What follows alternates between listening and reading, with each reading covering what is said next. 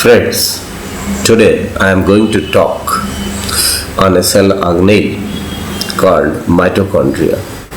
As you know, that mitochondria is very important in the sense that most of the energy requirement of the cell, whether this requirement may be for the growth, development, repair mechanisms or for various metabolic reactions which is continuously taking place in our body, जैसे कि protein synthesis हुआ, different metabolites का breakdown हुआ या anabolism के through different proteins, carbohydrates, lipids का production हुआ या हमारा नर्व कंडक्शन हुआ.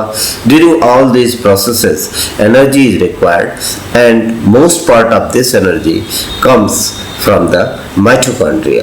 तो आज इस माइटोकॉन्ड्रिया के बारे में हम लोग थोड़ा देखेंगे कि ये कैसे बना है. लेकिन और इसी वजह से माइटोकॉन्ड्रिया को हम बोलते हैं power house of the cell. Power house means where most of the energy is produced. किसी भी ऑर्गेनिज्म का जहाँ पे कि एनर्जी प्रोडक्शन हो लार्ज अमाउंट में, या जैसे शहर में पावर हाउस होता है जहाँ से पूरे शहर को बिजली प्रोवाइड की जाती है, उसको हम पावर हाउस बोलते हैं. इसी तरीके से सेल के अंदर जो मेन एनर्जी प्रोडक्शन सेंटर है, that energy production mitochondria is termed as power house of the cell. चूंकि ये पूरे सेल को एनर्जी प्रोवाइड करती है, तो माइटोकॉन्ड्रिया को हम मुख्यतः पावर हाउस या एनर्जी प्रोडक्शन के रूप में जानते हैं. लेकिन ये बहुत ही इंटरेस्टिंग ऑर्गेनेल है. इंटरेस्टिंग ऑर्गेनेल मीन्स ये दूसरे और कई तरह से भी ज़्यादा महत्वपूर्ण है हमको पूरे सेल बायोलॉजी या बायोलॉजिकल या लाइफ प्रोसेसेस को समझने के लिए. तो एक काम तो हुआ इसका, that is to production of energy. Energy का ये प्रोडक्शन करता है. ये मेनली हम एनर्जी की वजह से इसको जानते हैं, एनर्जी प्रोड्यूस करता है. लेकिन जो दूसरे और भी इसके महत्वपूर्ण आयाम हैं या इम्पोर्टेंट एंगल्स हैं इसको पढ़ने के पीछे, वो एक तो जेनेटिक्स भी है और दूसरा इवोल्यूशन में भी इसका, इवोल्यूशन को समझने के लिए भी इसका बहुत इंपॉर्टेंट रोल है. जेनेटिक्स में इसका रोल इस तरीके से है कि इसमें माइटोकॉन्ड्रिया में डीएनए प्रेजेंट होता है, तो निश्चित रूप से इसमें कुछ फंक्शनल जीन्स होंगे. और ये माइटोकॉन्ड्रिया क्योंकि मदर से ऑफ स्प्रिंग में ट्रांसफर होता है, फादर से रिप्रोडक्शन के समय फादर से कोई भी माइटोकॉन्ड्रिया नेक्स्ट जनरेशन को ट्रांसफर नहीं किया जा सकता. जो भी माइटोकॉन्ड्रिया नेक्स्ट जनरेशन में ऑफ स्प्रिंग्स में जाएगा, वो चाहे लड़का हो या लड़की हो, सन हो या डॉटर हो, सब में जो डीएनए होगा माइटोकॉन्ड्रिया के अंदर प्रेजेंट होगा, वो कहाँ से आएगा? मदर से आएगा. मदर ही प्रोवाइड करती है सारा का सारा डीएनए, जो कि माइटोकॉन्ड्रिया के थ्रू एक जनरेशन से दूसरे जनरेशन में ट्रांसफर होता है. तो इस तरीके के इनहेरिटेंस को इसीलिए हम बोलते हैं मैटरनल इनहेरिटेंस. मैटरनल इनहेरिटेंस क्यों? क्योंकि ये मदर से ही एक जनरेशन से दूसरे जनरेशन में जाता है. तो इसलिए जेनेटिक्स में इसका बहुत इंपॉर्टेंट रोल है कि जब एक कोई डीएनए मॉलिक्यूल एक जनरेशन से दूसरे जनरेशन हजारों लाखों साल से कंटिन्यूअसली ट्रांसफर हो रहा है, तो उसमें कौन से बदलाव आए. और जो न्यूक्लियस में हमारा जेनेटिक मटेरियल डीएनए प्रेजेंट है, उसमें चूंकि फादर और मदर की जीन्स हमेशा मिक्स होती रहती हैं, हमेशा कंबाइन करके नेक्स्ट जनरेशन को ट्रांसफर किया जाता है, तो उसमें किस तरीके से इनहेरिटेंस पैटर्न हो रहा है. तो in this way genetic point of view से भी इसका इंपॉर्टेंस है. और इसके स्टडी को, इसके जेनेटिकल स्टडी को हम बोलते हैं मैटरनल इनहेरिटेंस. इवोल्यूशन में इसका तीसरा बहुत महत्वपूर्ण रोल है. इवोल्यूशन में इसका रोल ऐसे है कि it is believed that this mitochondria is very much similar to prokaryotic cells. Prokaryotic cells और यूकैरियोटिक सेल्स दोनों डिफरेंट है, क्योंकि प्रोकैरियोटिक सेल में न्यूक्लियस एब्सेंट होता है, बीच में डीएनए प्रेजेंट होता है, और यूकैरियोटिक सेल में एक न्यूक्लियस प्रेजेंट होता है, डबल बॉन्ड। अब माइटोकॉन्ड्रिया इवोल्यूशन शुरुआत के समय में दोनों में नहीं थे, लेकिन धीरे धीरे ऐसा माना जाता है कि ये कोई प्रोकैरियोटिक सेल था जो somehow get entry inside the eukaryotic cell, और वहां पर ये साइटोप्लाज्म में रहना शुरू कर दिया, और इसमें ऐसे एंजाइम्स थे जो कि एनर्जी प्रोडक्शन में रोल प्ले कर सकते हैं। तो इस तरीके से ऐसा ही एक दूसरा भी आग्नेल हमारे सेल में प्रेजेंट है, और भी कई है, लेकिन दो मेन आग्नेल है।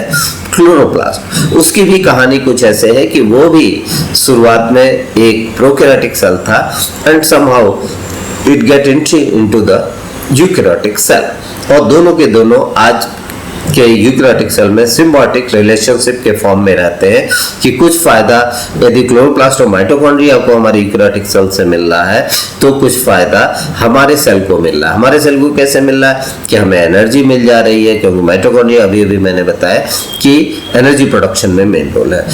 क्लोरोप्लास्ट का क्या रोल है हमारे लिए कि फोटोसिंथेसिस के थ्रू ये कार्बोहाइड्रेट की बायोसिंथेसिस कर सकता है। तो अभी केवल मैं आपको इंट्रोडक्शन दे रहा हूँ कैसे ये चीजें होती हैं, इसके बारे में हम लोग किसी दूसरे वीडियो में डिस्कस करेंगे। तो माइटो करने का मतलब ये है कि माइटोकॉन्ड्रिया का मेन रोल सिर्फ यह नहीं है कि एनर्जी प्रोडक्शन करना, बल्कि इसका इंपॉर्टेंस इसलिए भी है कि इसका जेनेटिकल इंपॉर्टेंस है और इसका इवोल्यूशन को समझने में इंपॉर्टेंस है। तो ये तो थोड़ा सा हुआ कि why mitochondria is so important. Now थोड़ा सा हम, चूंकि अभी हम माइटोकॉन्ड्रिया के संदर्भ में केवल बातें करेंगे, तो माइटोकॉन्ड्रिया के बेसिक इंफॉर्मेशन पहले ले लें। Mitochondria, this term is a Greek word, Greek here you can say, और ये दो शब्दों से मिलके बना है, mito and chondria. Mito means thread and chondrion means granule. तो ये नाम माइटोकॉन्ड्रिया इसलिए दिया गया क्योंकि इसको जब देखा गया इनिशियल माइक्रोस्कोप से, तो ये कुछ थ्रेड लाइक ग्रेन्युलर फॉर्म में दिखाई दिए। तो इस बेसिस पे, उनके शेप और साइज की बेसिस पे इसका नाम दिया गया माइटोकॉन्ड्रिया। सिंगल यदि आग्नेल है तो माइटोकॉन्ड्रियन बोलेंगे, और यदि ढेर सारे माइटोकॉन्ड्रियन प्रेजेंट है तो माइटोकॉन्ड्रिया टर्म यूज करते हैं। So mitochondria is the organelle where most of the ATP generation occurs in most animal cells. ये एनिमल सेल्स का ध्यान में रखिएगा कि ज्यादातर एनिमल सेल्स में जहां पर कि क्लोरोप्लास्ट नहीं होता है, वहां पे माइटोकॉन्ड्रिया ही एनर्जी प्रोडक्शन का एकमात्र सोर्स है, जबकि प्लांट सेल्स में ऐसा नहीं है। प्लांट सेल्स में कुछ और भी सोर्स है, इसको हम लोग बात करेंगे। मेनली अभी आप इतना ही जान लीजिए कि प्लांट सेल्स में क्लोरोप्लास्ट भी यूज होता है for energy production in different conditions, और इसी वजह से mitochondria is also known as energy power house of the cell. अब थोड़ा इस इतिहास इसका जान लें माइटोकॉन्ड्रिया का, क्योंकि किसी भी चीज को समझने के लिए किस स्टेप पे क्या क्या हुआ उसको जानना जरूरी होता है। तो फर्स्ट टाइम माइटोकॉन्ड्रिया को किसने देखा, ये तो अभी तक नहीं जाना जा सका है, लेकिन इन 1850 रोडोल्फ कॉलिकर was a scientist who made a first systematic study of this organelle। मतलब पहली बार कुछ इसके बारे में पढ़ना शुरू किया। Now Altman in 1894 termed it as bioblast. Bioblast means as a biological organelle. Then Benda in 1897 coined the term mitochondria. Benda ने, जो आज का मॉडर्न नाम है माइटोकॉन्ड्रिया, उसको 1897 में दिया। E.O. Warburg in 1913 discovered that respiratory enzymes are associated with this cytoplasmic organelle. Respiratory enzymes means वो एंजाइम्स जो कि सेलुलर रेस्पिरेशन के लिए रिस्पॉन्सिबल है, वो प्रोबेबली इस ऑर्गेनेल माइटोकॉन्ड्रिया में प्रेजेंट है। ये 1913 में पहली बार वारबर्ग ने बताया। लेकिन फाइनल डिस्कवरी प्रूफ 1948 में आया by George Husbun and his associates, who proved that for cellular respiration all the machinery required, all the enzymes required are present inside the mitochondria। तो और फिर आगे भी अभी बहुत सारे इसके साथ चीजें जुटी हुई हैं जिसके बारे में रिसर्च चल रहे हैं। धीरे धीरे हम लोग जानेंगे कि और क्या क्या बातें सामने आई। लेकिन एक शार्ट में ये इतिहास है कि माइटोकॉन्ड्रिया प्रेजेंट नेम बेंडा ने 1897 में दिया था। वारबर्ग ने बताया कि respiratory enzymes are present inside the mitochondria, और जॉर्ज हुसबुन ने प्रूव किया कि सेलुलर रेस्पिरेशन जिसमें कि एनर्जी प्रोडक्शन होता है, वो पूरी की पूरी मशीनरी इस माइटोकॉन्ड्रिया में प्रेजेंट होती है। अब यदि हमको एक लाइन में माइटोकॉन्ड्रिया को डिफाइन करना हो तो वो एक लाइन कौन सी होगी जिससे इसके स्ट्रक्चर, इसके फंक्शन के बारे में सब कुछ आ जाए, उसको हम डेफिनेशन भी कह सकते हैं। तो उसके बारे में हम देखेंगे। Mitochondria is a double membrane enclosed cytoplasmic organelle of eukaryotic cells, contains DNA and carries out Krebs cycle, electron transport system and oxidative phosphorylation, thereby producing ATP। कहने का मतलब ये है कि ये डबल मेम्ब्रेन स्ट्रक्चर होता है। डबल मेम्ब्रेन मीन्स एक मेम्ब्रेन है,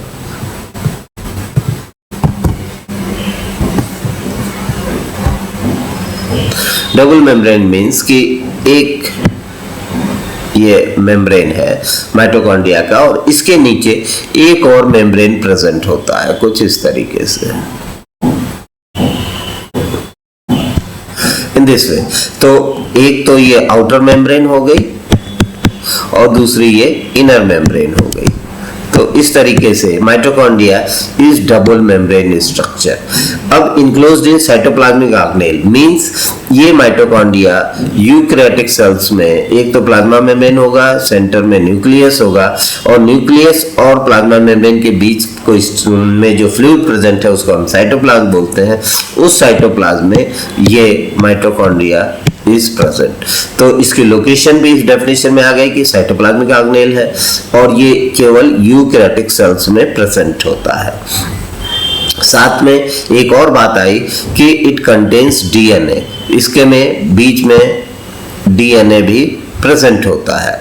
और ये क्या क्या काम करता है? सबसे पहले तो क्रेब्स साइकिल इसमें ऑपरेट होता है, इलेक्ट्रॉन ट्रांसपोर्ट सिस्टम इसमें ऑपरेट होता है, ऑक्सीडेटिव फॉस्फोरिलेशन इसमें होता है, और इस तीनों प्रोसेसेस के बाद एनर्जी प्रोडक्शन होती है जिसको हम बोलते हैं एटीपी, एडेनोसिन ट्राइफॉस्फेट। तो इस तरीके से ये पूरा स्ट्रक्चर, लोकेशन और फंक्शन तीनों ही बातें ये डेफिनेशन डिफाइन करता है। अब इसके डिस्ट्रीब्यूशन कहाँ प्रेजेंट होता है पूरे बायोलॉजिकल वर्ल्ड में? तो प्रोकैरियोट्स में माइटोकॉन्ड्रिया इज एब्सेंट। प्रोकैरियोट्स में माइटोकॉन्ड्रिया नहीं पाया जाता है। यदि कोई रेस्पिरेटरी एंजाइम प्रोकैरियोट्स में प्रेजेंट है तो वो उस प्रोकैरियोटिक सेल के प्लाज्मा मेम्ब्रेन पे प्रेजेंट हो सकता है, वो भी सब में नहीं प्रेजेंट होता, लेकिन कुछ ऐसे प्रोकैरियोट्स हैं जहां पर कि रेस्पिरेटरी एंजाइम्स प्रेजेंट होते हैं। इन जनरल यू कैन से in prokaryotes mitochondria is absent. Eukaryotes में माइटोकॉन्ड्रिया प्रेजेंट होता है जनरली, लेकिन कुछ जगहों पे एक्सेप्शनली एब्सेंट हो सकता है, जैसे in case of mature RBC, red blood corpuscles में ये एब्सेंट होगा। Now, what is the shape? Mitochondria का शेप क्या होता है? तो माइटोकॉन्ड्रिया का शेप जनरली ग्रेनुलर होता है, जैसा आपको बताया, granule like in this form, या फिलामेंटस होगा, थोड़ा सा लंबा, लेंथ ज्यादा होगी, फिलामेंटस हो सकता है, या रॉड शेप्ड हो सकता है, या sausage shape. Sausage shape means कुछ इस तरीके का स्ट्रक्चर होगा, तो उसको हम सॉसेज शेप बोलते हैं। तो ये डिपेंड करेगा कि फंक्शन किस तरीके का, उस सेल का फंक्शन कैसा है, तो वेरियसली शेप्ड माइटोकॉन्ड्रिया में बी प्रेजेंट, लेकिन इन जनरल ग्रैनुलर, फिलामेंटस या सॉसेज शेप्ड होते हैं। डिस्ट्रीब्यूशन माइटोकॉन्ड्रिया मिलेगा कहाँ, सेल के अंदर। अभी मैंने बताया डिस्ट्रीब्यूशन कि माइटोकॉन्ड्रिया किन एनिमल्स में, किन प्लांट्स में प्रेजेंट होता है। अब हम देखेंगे कि माइटोकॉन्ड्रिया एक सेल के अंदर कहाँ प्रेजेंट होगा। तो generally mitochondria is concentrated in the regions of cell where most intense metabolic activity occurs, जहाँ पे कि सबसे ज्यादा तेजी से काम होना है, या तो कोई रिएक्शन होना है, या कॉन्ट्रैक्शन रिलैक्सेशन होना है, या कोई लोकोमोशन होना है, उन जगहों पे माइटोकॉन्ड्रिया की संख्या सबसे ज्यादा होगी। जैसे लोकोमोशन के लिए हमारे मसल सेल्स रिस्पॉन्सिबल हैं, तो मसल सेल्स में जो आई बैंड होते हैं, मसल सेल्स में एक तो माइटोकॉन्ड्रिया ज्यादा होंगे, दूसरा मसल सेल के अंदर भी अराउंड आई बैंड माइटोकॉन्ड्रिया सबसे ज्यादा होंगे। स्पर्म, चूंकि स्पर्म का काम है मूवमेंट करना, तो स्पर्म के ठीक मिडिल पोर्शन में माइटोकॉन्ड्रिया की संख्या सबसे ज्यादा होगी। तो sperms at the base of the tail in flagella and cilia, flagella और सीलिया भी लोकोमोशन में हेल्प करते हैं, तो वहां पर भी बेस पे सबसे ज्यादा माइटोकॉन्ड्रिया की लोकेशन होगी। इसी तरीके से सेल डिवीजन यदि हो रहा है, सपोज सेल इज डिवाइडिंग और क्रोमोसोम्स यहाँ पे सेट है, अब ये क्रोमोसोम्स को ड्रैग करते हैं, खींचे जाते हैं दोनों पोल्स की तरफ अलग अलग डायरेक्शन में। तो चूंकि खींचने में एनर्जी की रिक्वायरमेंट होती है, तो माइटोकॉन्ड्रिया खींचने का काम करते हैं ये स्पेंडल फाइबर्स, तो माइटोकॉन्ड्रिया इन स्पेंडल फाइबर्स के चारों तरफ प्रेजेंट होंगे। कहने का मतलब ये है कि wherever energy is required in large amount, at that place mitochondria will get concentrated to provide most of the energy। लेकिन नॉर्मल सेल्स में ये इवनली डिस्ट्रीब्यूटेड भी हो सकते हैं, पूरे साइटोप्लाज्म में फैले रहेंगे, जैसे जहां रिक्वायरमेंट होगी उसके अनुसार वहां पे माइटोकॉन्ड्रिया ज्यादा मिलेंगे। साइज माइटोकॉन्ड्रिया की क्या होती है? माइटोकॉन्ड्रिया की साइज जनरली इसका डायमीटर 0.5 to 1 माइक्रोमीटर, 1 माइक्रोन के बीच वेरी करता है इसका डायमीटर, और length 1 to 4 microns in general typical mitochondria का जो लेंथ होता है ये 1 से 4 माइक्रॉन के आसपास होता है, लेकिन मैक्सिमम इसके लेंथ 10 माइक्रॉन तक भी जा सकती है। कुछ केसेस में it may go up to 10 microns. तो डायमीटर या आपकी थिकनेस लगभग फिक्स्ड है 0.5 to 1 माइक्रॉन, लेकिन लेंथ वेरी करता है। इन जनरल माइटोकॉन्ड्रिया की लेंथ 1 to 4 माइक्रॉन होती है, लेकिन 10 माइक्रॉन तक हो सकता है। अब कितने माइटोकॉन्ड्रिया एक सेल में हो सकते हैं? Number of mitochondria in a cell. कुछ सेल्स में जैसे एल्गी है, फंजाई है, वहां पे तो एक माइटोकॉन्ड्रिया होगी या 1 2 3 4 कोई भी संख्या हो सकती है, लेकिन कुछ दूसरे सेल्स हैं उनमें माइटोकॉन्ड्रिया हजारों में उनकी संख्या हो सकती है। जैसे लीवर सेल का एग्जांपल है, यहाँ 1000 से 1500-1600 के आसपास माइटोकॉन्ड्रिया होंगी पर सेल में। लेकिन कुछ जो ज्यादा मेटाबॉलिकली एक्टिव सेल है जैसे oocytes हैं, एक्स है, वहां पे चूंकि बहुत सारे काम होते हैं, याप का प्रोडक्शन होता है और डीएनए की सिंथेसिस होनी रहती है, प्रोटीन की सिंथेसिस होनी रहती है, तो here the number of mitochondria is very large. It is about 3 into 10⁵ mitochondria पर एक सेल। इन जनरल हम कह सकते हैं कि प्लांट सेल्स में माइटोकॉन्ड्रिया कम होता है। General we can say that plant cells have lesser number of mitochondria than the animal cells. Plant cell में माइटोकॉन्ड्रिया कम होती है पर cell in comparison to animal cell. ऐसा क्यों होता है? ऐसा इसलिए होता है कि प्लांट सेल में एक बहुत ही इंपॉर्टेंट फंक्शन मिसिंग होता है, वो है locomotion. Plant cell generally move नहीं करते हैं, जबकि एनिमल सेल मूव करते हैं, लोकोमोट करते हैं। इसकी वजह से बहुत ज्यादा एनर्जी की रिक्वायरमेंट होती है एनिमल सेल में। That's why large number of mitochondria is present in animal cell in comparison to plant cell, जिसमें कि कम माइटोकॉन्ड्रिया प्रेजेंट होंगे।